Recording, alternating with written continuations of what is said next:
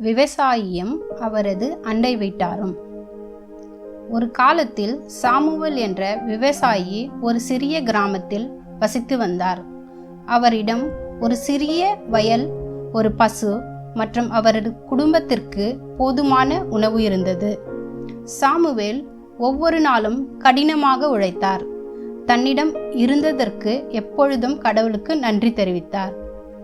அவரது அண்டை வீட்டுக்காரர் யாக்கோபுவிடம் பெரிய வயல்கள், அதிக விலங்குகள் மற்றும் நிறைய பணம் இருந்தன. ஆனால் யாக்கோபு ஒருபோதும் திருப்தி அடையவில்லை. அவர் எப்போதும் அதிகமாக விரும்பினார். தனது செல்வத்தை இழப்பதை பற்றி அவர் தொடர்ந்து கவலைப்பட்டார். மேலும் அவர் அடிக்கடி தன்னை மற்றவர்களுடன் ஒப்பிட்டு பார்த்தார். ஒரு வருடம் ஒரு பெரிய புயல் வந்தது. யாக்கோபின் பெரிய கொட்டகை இடிந்து விழுந்தது. அவருடைய செல்வத்தின் பெரும் பகுதி பாழடைந்தது. அவர் மிகவும் பதட்டம் அடைந்தார். நம்பிக்கையற்றவராக உணர்ந்தார். சாமுவேலின் சிறிய வீடும் குலுங்கியது. ஆனால் அது அப்படியே இருந்தது. சாமுவேல் குறைவாக இருந்தாலும் அவர் நிம்மதியாக இருந்தார்.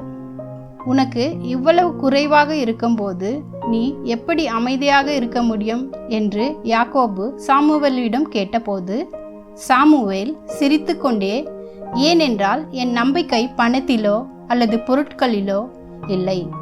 கடவுள் என்னை ஒருபோதும் கைவிட மாட்டார். என்னை கைவிட மாட்டார் என்று வாக்குறுதி அளித்தார். அது போதும்.